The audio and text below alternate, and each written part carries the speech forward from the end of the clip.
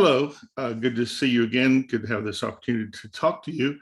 I do appreciate reading your discussion boards last week, and I did respond to several of those.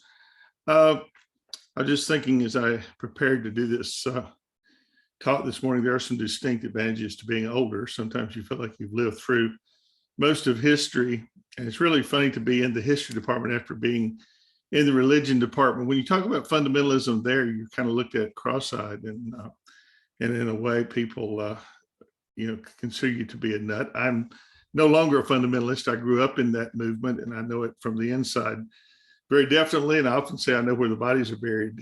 But it's really interesting to approach it from a historical standpoint. And most of my interests, as I've said before, are from history more than theology these days.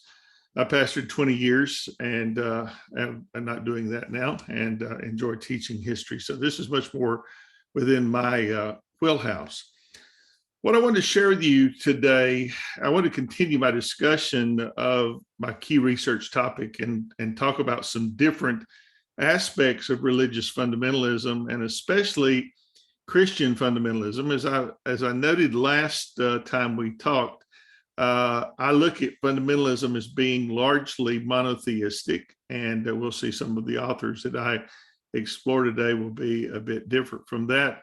But as I stated, when you look at the literature on Christian fundamentalism, there is a distinct drop-off after about 2010 when we begin to deal with Muslim fundamentalism and terrorism, and of course 9/11 and all those things that happened. There begins to be an uptick in the literature looking at that particular form of fundamentalism, but uniquely that, not comparing. There's a few things that are comparative when you consider what people are studying and writing, but it's mainly about Islam and those kind of things. So most of my sources go back to an older time, to 2010 and before. Interestingly enough, I wrote my master's thesis on the roots of Christian fundamentalism in 2010, and I didn't realize I was at the end of a cycle that would not see much scholarship since then, because the term has fallen out of favor among Christians. There is a definite change in around early 80s with the Reagan administration, and particularly in 1984, when there is a move to the Republican Party wholesale for Christians and those of the fundamentalist / evangelical persuasion. And so, the Republican Party became the party of God at that point. And so basically that's what we have seen the results of. When I wrote about the roots in 2010 of my master's thesis, I called attention to what I believe is a key tenet, and that is that they're tied largely to, as I said, the three monotheistic religions. While Christianity only represents one type of religious fundamentalism, I think looking at the differences and the similarities between Christianity and Islam and the Judaic form are quite illuminating. I had a book in my library, and when I was researching, and I didn't realize I still had it, I've got lots of books on Christian fundamentalism and evangelicalism, but Richard Artoon has a very interesting book called Understanding Fundamentalism, Christian, Islamic, and Jewish Movements. And that book came out in 2008, like I say, well within the vein of what was happening. Artoon argues that religious fundamentalism is a transcultural phenomenon. I think it's important to argue that fundamentalism is not just Christian or Muslim, and there may be some instances, but transcultural. But in some senses, and in particular, I think the ones that we're looking at are limited to those three areas. In particular, the three great monotheistic faiths, while greatly different, they do share many things and are often called the people of the book because they trace their descendants from Abraham and from, the two sons, Isaac and Ishmael. And so there is a great deal of similarity. There was a time when Christians and Jews could live in Islamic cities, like in Iran, for instance, in Tehran, and they could live in peace because they were people of the book. They all came from the same roots. They were cousins, if you were, and you might have to pay a religious tax, but you could live there without being molested. I maintain that a lot of that changed after 1948, when Israel was made a nation by mainly the United States and Great Britain, and they carved out a piece of the Middle East and dropped them into it at the exclusion of Palestinians who have now been in a West Bank, refugee camp, if you will, since 1948. And most of the civilized world basically ignores them and their plight. So we've seen some of that recently in protests that have been going on there, trying to call attention to the fact that, hey, we're still here. And so a lot of that is tied up in the geopolitics of the world, and Christian fundamentalists support that, as we have seen with the move of the American embassy to Jerusalem from Tel Aviv in recent days under the Trump administration. That is that influence of these Christian evangelicals now, the second generation fundamentalists, basically trying to bring about theological points, and we'll talk about that shortly, to bring back the king, basically, and set up and to usher in the millennium, and to cause the rapture to happen. Those kind of things that we talk about from a theological standpoint, but they do very differently. They come from the same roots. That's important. They see life through the lens of what is sacred, and they express disdain and even rage at the rate of secularization that is occurring. If you want to see a sample of that, in Islam, look at the Taliban in Afghanistan and what they are doing. There's so many similarities between the Taliban, in some sense, and Christian fundamentalism in the ways that they do things. Our tune gives us 5 themes that identify and enlighten us to fundamentalist ideas. And these are written in my summary, so you can look at those at your leisure. First of all, the strategic use of sacred text to support ideological certainty and religious nationalism. You do find that, I think, in all 3, both in Zionism and Islam, definitely, and in Christianity, we see that increasingly becoming an issue. Of course, we know Christians fundamentalists take a very strong stand on the Bible, on inerrancy, infallibility. Those terms basically came into vogue in the late 1800s in light of textual criticism coming out of Germany, and the Bible. And of course, the Bible literally rises to prominence out of the Reformation. The Catholic Church salvation is in the church. There's not a great deal of, at least public discussion on what the importance of the Bible in Catholicism, but in Protestantism, the Bible became the center. And within 50 years of Martin Luther saying you need to learn to read the Bible for yourself, we had 1,000 factions all dividing along theological lines that they learned from reading the Scripture. And so basically, the religious ideology and the certainty of eschatology, particularly, and the certainty of salvation out of the First and Second Great Awakenings are going to be factors in the American story. And of course, in religious nationalism, which basically has taken on a new prominence in American fundamentalism since the 1970s. And we'll talk about that with their relation to history. Secondly, creative exploitation of tradition to enhance continuity between the past and the present. And I don't have to spend a lot of time on that, since I've talked about that last time. But Christianity in particular, old ways, the rejection of modernity in the 1920s, or the rejection, and it was a selective rejection, which is really interesting, because the fundamentalists, after the Scopes trial of 1925 and the massive media display that went along with that, I contend that was the first major media event in history, modern history. And of course, the Lindbergh baby kidnapping in 1932 would be the second. But fundamentalists after 1925 will utilize the new technology of radio to preach and rally their troops. I grew up with men who had been on the radio for 40 and 50 years. Dr. Harold B. Seitler, Oliver Green, I knew both of those men. They preached coast to coast. They built the grassroots of the movement by the means of this technology. And then when we get to the 70s, the use of media to promote and to teach, and I mean, radio and television, Christian radio came into vogue during that time. And you've got people preaching 24/7, teaching, commentators, all kinds of things.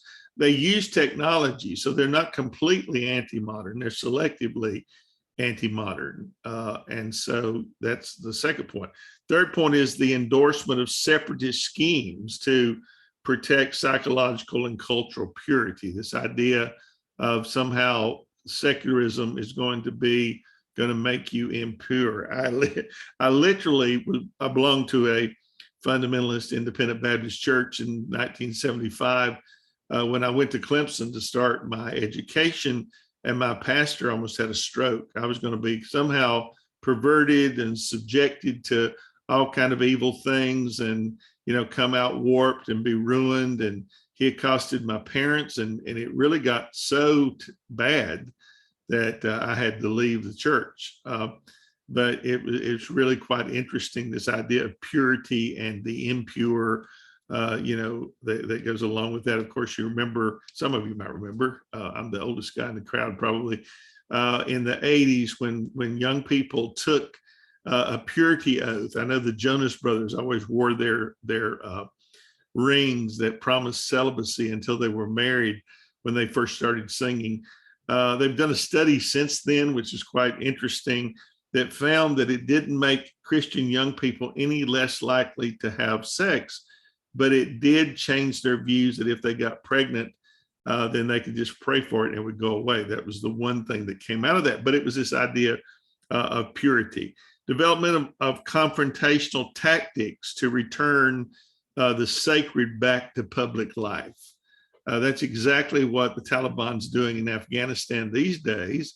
But we do have an element of Christian fundamentalists / evangelicals that want to return to that puritanical way of doing things to the point that they will enforce it legally, as we have seen this week in the Supreme Court justices finding in favor of the new abortion laws in Texas, which is really quite amazing because that's been settled law pretty much for 50 years.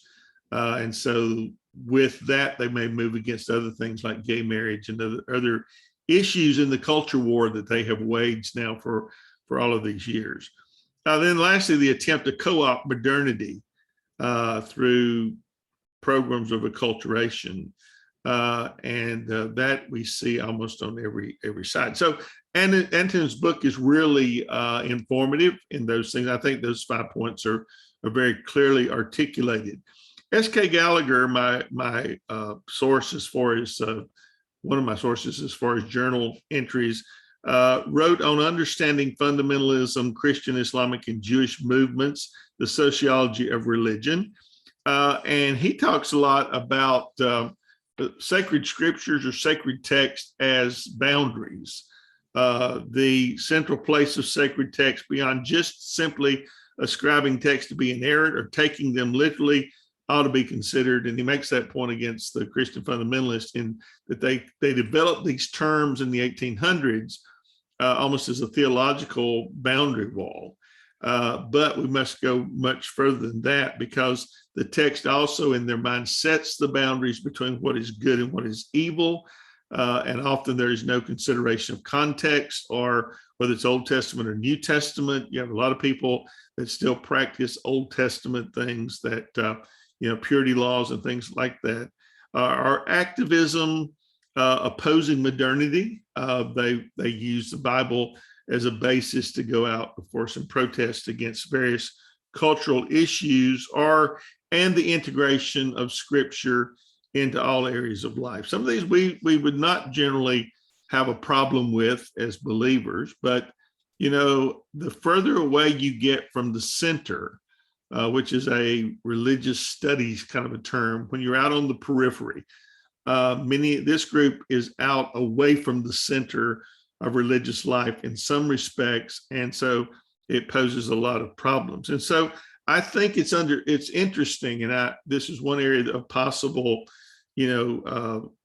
discussion for a dissertation, understanding how fundamentalists use scriptures from sacred texts, informing and reinforcing their worldview. And it's much more complex than simply claiming scripture to be inerrant and infallible.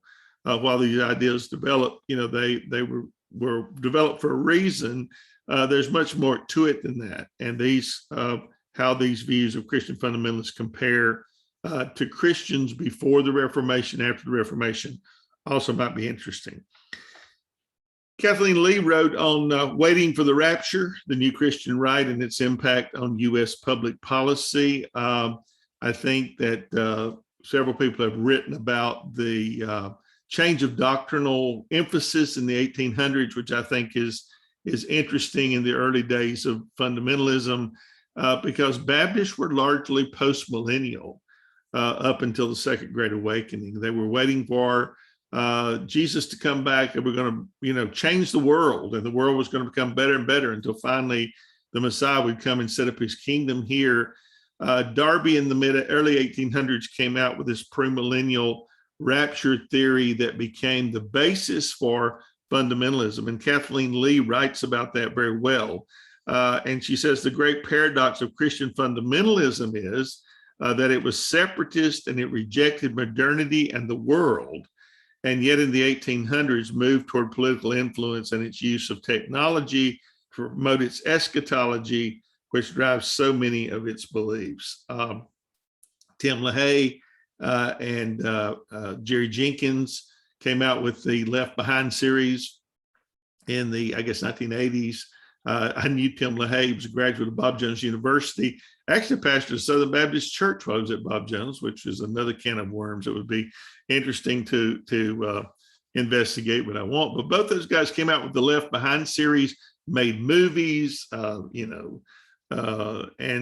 basically promoted in the public space this idea of rapture theory, which it's greatly interesting.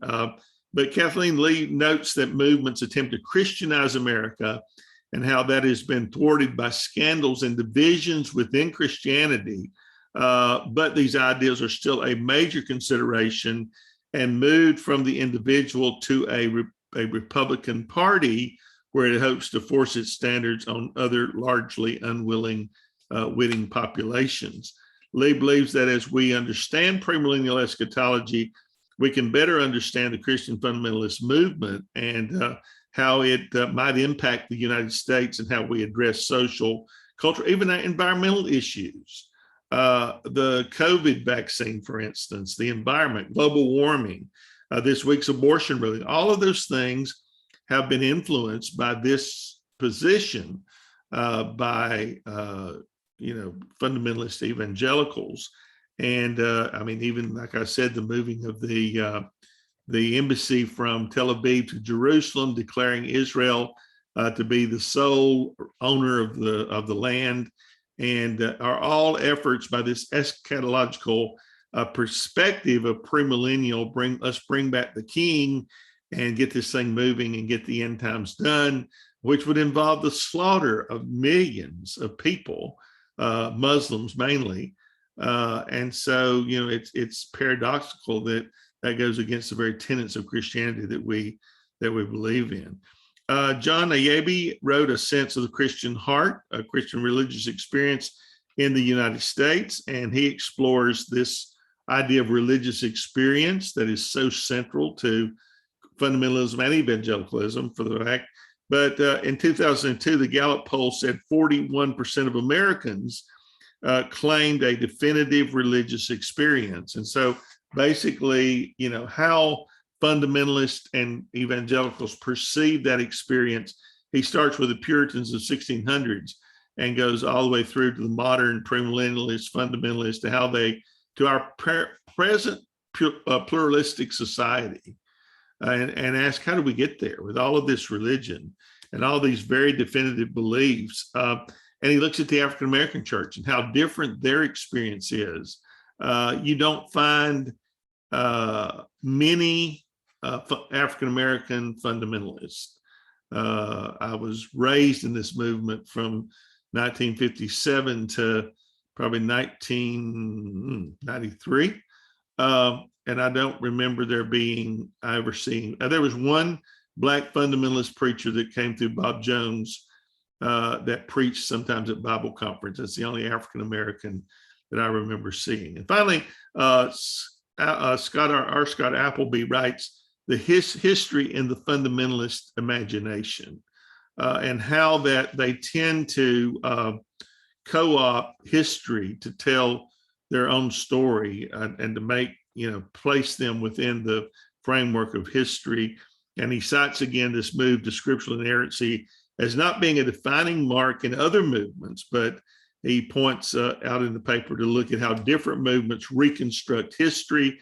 And this is particularly interesting in American Christianity, that grows to great efforts to construct the founding of America as Christian. In the post-Scopes world, after 1925, the battle was mainly over science and how the media pronounced the evolutionists as winners of that contest. Christians began to develop Christian institutions to teach their own brand of science. But history became a much bigger weapon in the culture wars after fundamentalists moved toward political influence, which I think started with the early 1960s with the removal of prayer and Bible reading from public schools, and moving into the culture wars of the early 70s. And so basically, history became a tool or weapon to use in the wars. Appleby talks about the view of fundamentalists as having a tortured past. They feel like they're somehow being put upon or discriminated against or written out or canceled. We talk about cancel culture. The fundamentalists were using the fact, maybe not the word, but the fact for a long time before that. But they appropriated views of the divine plan enacted with a distinct past and a present and a future. It was a divine drama. And I find that interesting that in 1950s, there was a drama done of the Scopes trial called Inherit the Wind, in which they retold the story in less than authentic terms, but the play became the remembered version. It's amazing how the remembered historical things are usually pretty biased. They become active agents of God to bring about this plan, and Inherit the Wind was one of those. But it's kind of like Shakespeare. What we know about Julius Caesar, we learned from Shakespeare. We didn't learn it from Roman history. And 9 times out of 10, if someone talks about Julius Caesar, they're going to talk about the Shakespeare version. 9 times out of 10 these days, if you talk about the Scopes trial and evolution creation, they're going to talk about the Inherit the Wind version, not the real historical version. So in all this, I want to look at it much more critically, much more through the eyes of a historian, maybe a little less through my past. I have a very biased lens. So I have to take that into consideration. Thank you for listening. Sorry if this has been rather long, but I find it fascinating, and I'm sure that my passion may not be yours, but I hope some of it will rub off on you along the way. Thank you.